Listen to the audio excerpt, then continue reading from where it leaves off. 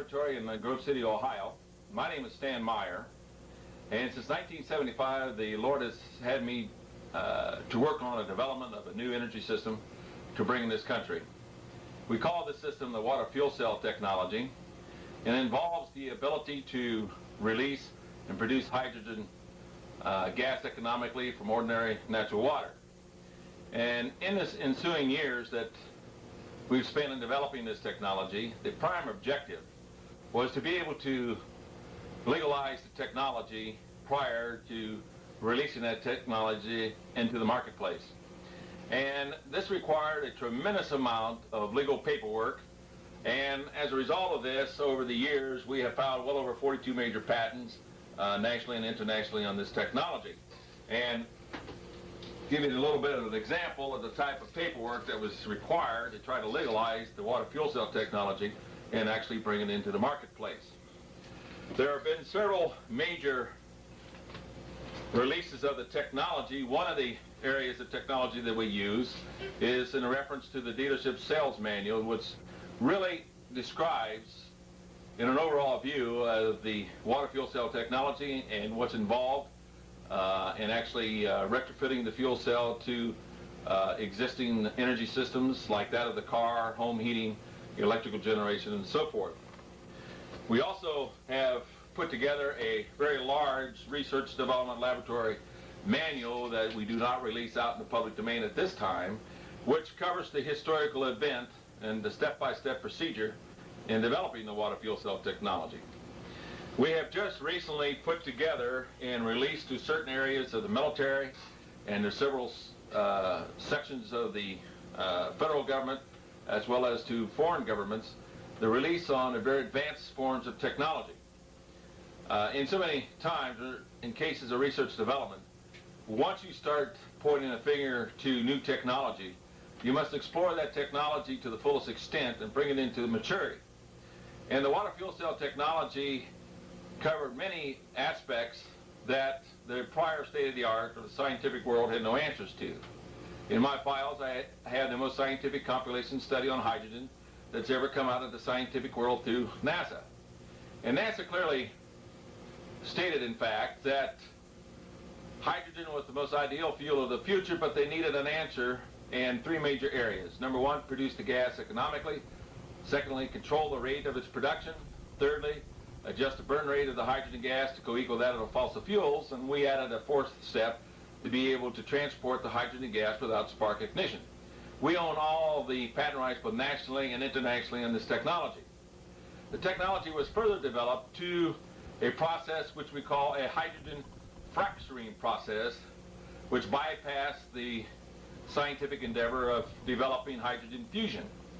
In this particular process, we can tap into the atomic yield of water and release it under control state in our laboratories or under normal room conditions and control the release of that energy.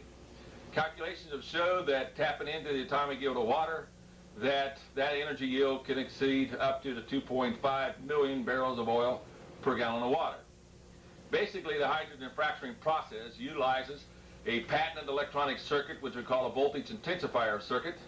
We also develop another patented circuit called electron extraction circuit to be utilized with the hydrogen fracturing process that gives us ability to disrupt the formation of the water molecule when the hydrogen and oxygen gases are being ignited.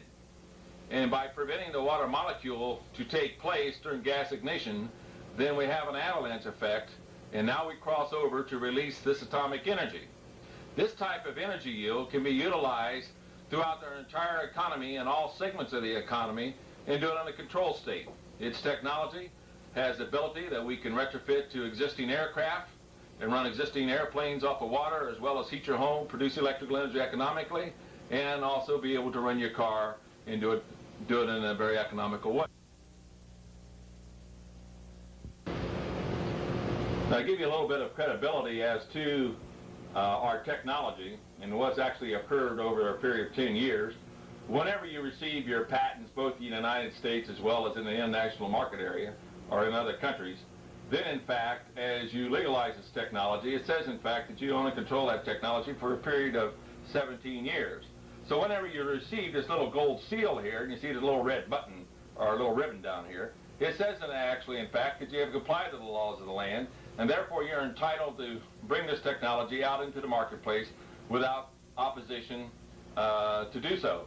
And as a result, you can see that over the years in development, we have received a multiplicity of patents pertaining to the technology, both in the United States and in other countries. Very recently, Canada has just released all of the major technology, even including the mother technology, and has actually given us top priority in their country to bring this technology even into Canada. This is also now occurring both in all of Europe, Japan, and other countries, as well as the United States. It's extremely important that, as we mentioned earlier, to legalize technology first and then bring it out into the marketplace, and this is exactly what we're doing.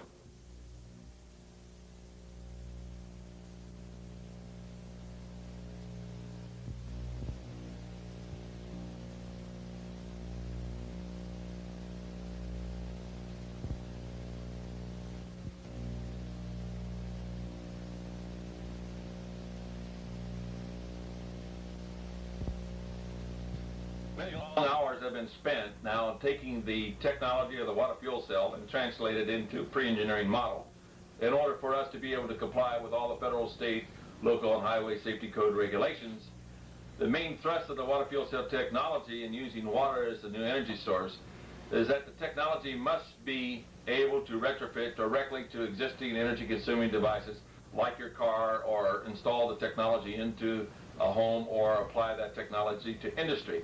As an example of this form of development of technology, this is an example of a quenching circuit technology which has the ability to prevent anti-spark back into the system. This was developed in such a way that we now can comply with those existing laws. Other examples of work and development, we had to develop our own electronic circuits designs capable of performing the function of the water fuel cell and do it under extreme safety conditions where we have an automatic shutdown in the system.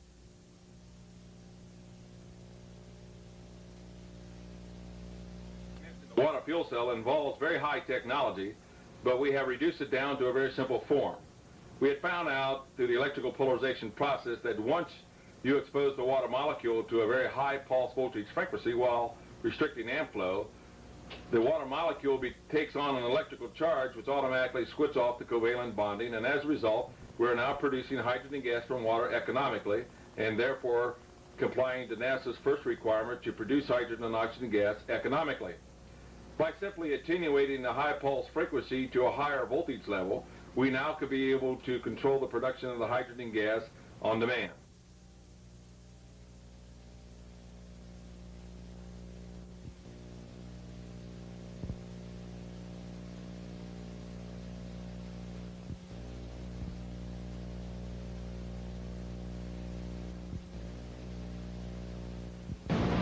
In order to restrict amps and allow voltage to take over in a dead short condition in order to perform the electrical polarization process, we had to develop a new patented electronic circuit which we call a voltage intensifier circuit.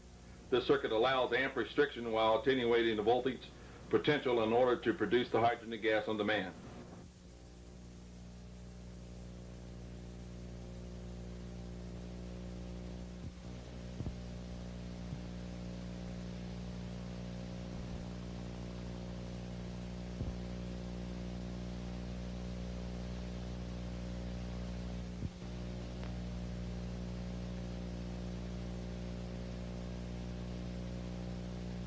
We now inject laser energy into the process in order to cause the water molecules in the atoms to go into a higher energy state, which actually aids the electrical polarization process.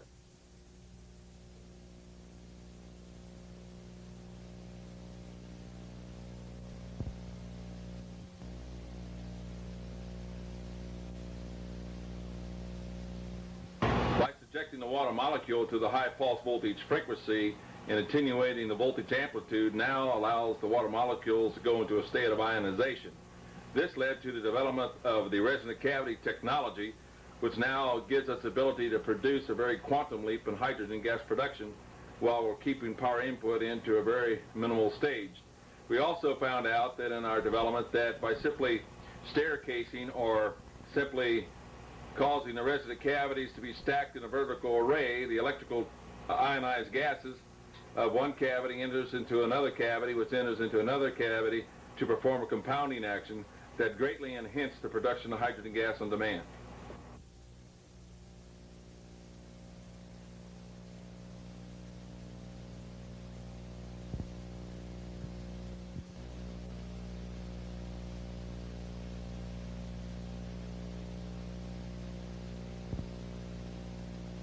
Gas is being liberated from the water molecule through the resin cavity technology now enters into what we call a fuel gas processor.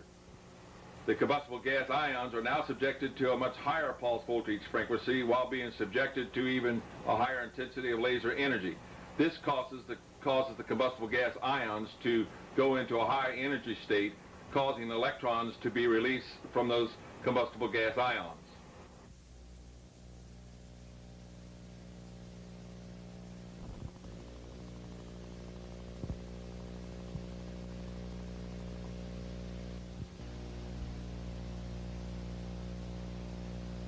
Bring the combustible gas ions into a much higher energy state, we had now to develop an electron extraction circuit that had the ability not only to pull off the electrons from the combustible gas ions, but also consume those electrons in such a way that those electrons could no longer influence the combustible gas ions.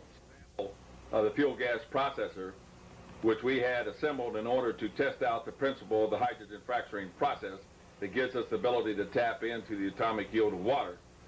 This research lab model can be miniaturized down to the size of a spark plug or even smaller in actual practical manufacturing applications in order to retrofit to existing energy-consuming devices.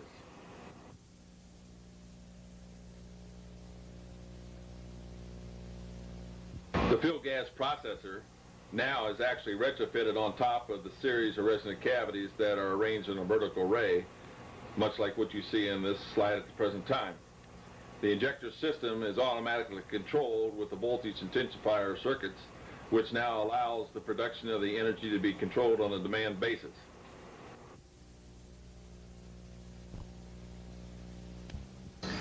The development of the hydrogen fracturing process simply occurs by preventing the formation of the water molecule during thermal gas ignition of the ionized gases, causing an avalanche effect that releases thermal explosive energy under control. The hydrogen fracturing process is totally and completely environmentally safe. On a controlled state, it can be retrofitted to any existing energy-consuming device within the economy. The water fuel cell has also been expanded in development of what we call an electrical particle generator that has the ability to move and attenuate a permanently magnetized gas in such a way as to produce electrical energy on demand.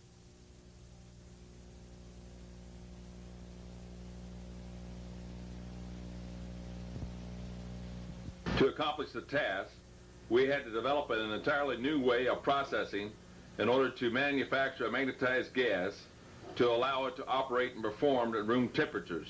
This has now been accomplished in order to give us the design criteria of utilizing the electrical particle generator to combine it with the water fuel cell technology to produce electrical energy as well as gas energy from the fuel generator. It is now being combined with the hydrogen fracturing process to form a pre-engineering water fuel cell modular unit that will lend itself to mass production.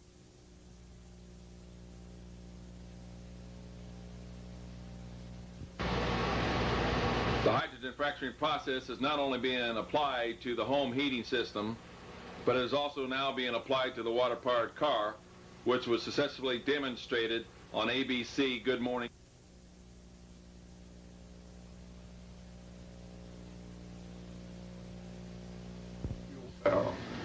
In one of those respects, we've been able to acquire a great piece of ground located in Washington Courthouse, Ohio, to be the new future home for water fuel cell.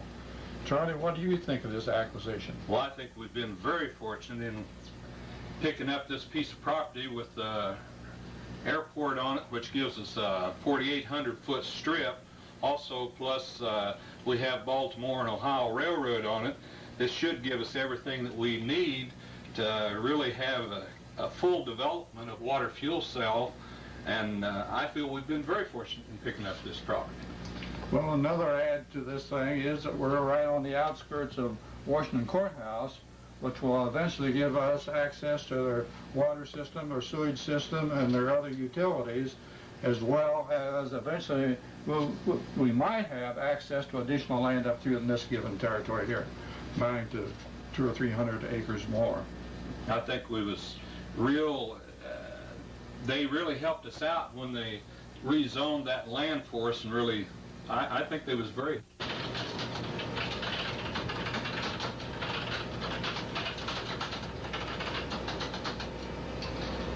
Well, as you can see, 1987 was a fantastic year for us in the area of developing the water fuel cell technology and starting to pre-engineer that technology into the marketplace, producing manufacturing units. The product development center that Stan and Charlie were talking about is really taking form, and we're now proceeding to set up a corporate entity in order to finance the development of that center. We are preparing to sell stock with regard to this technology. We're not only setting up the water fuel cell corporate entity in itself, but we're also in the process of setting up a non-profit religious organization, which is called the World Gospel Foundation of Jesus Christ, where some of the profits of the water fuel cell will be directed to further the gospel. At the same time, we are also setting up a technological trust pertaining to the technology, and we're now starting to coordinate this technology with other countries throughout the world.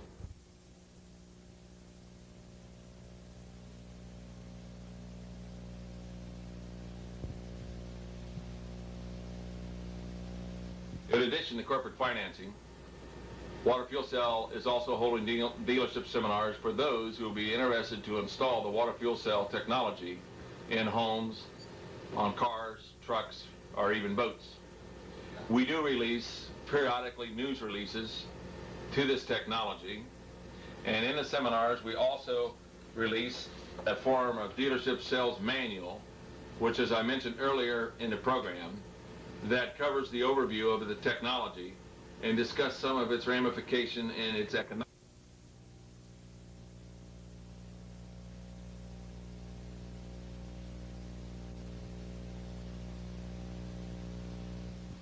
WTVN-TV Channel 6, Columbus. This is Action 6 News, the 6 o'clock report, with Tom Ryan and Gail Hogan substituting for Michelle Galian, Larry Cosgrove with the weather, and Steve Minnick sports.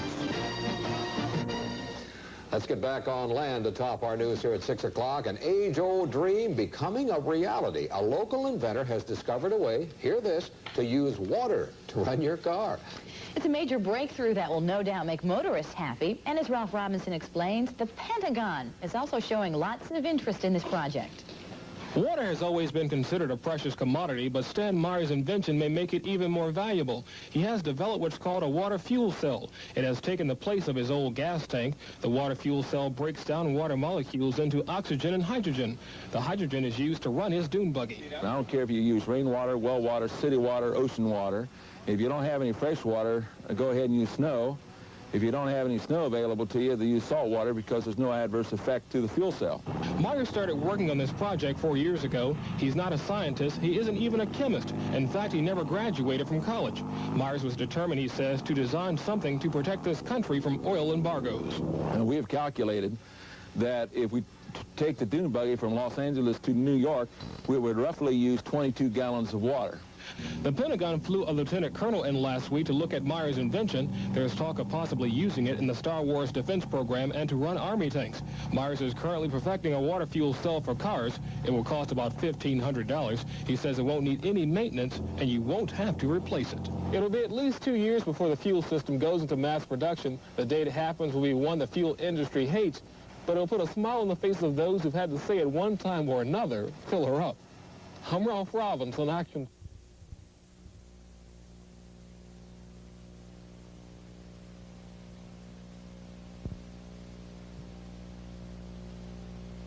Water Fuel Cell Central Operating, USA, 3792 Broadway, Grove City, Ohio, 43123. Your inquiries are certainly welcome.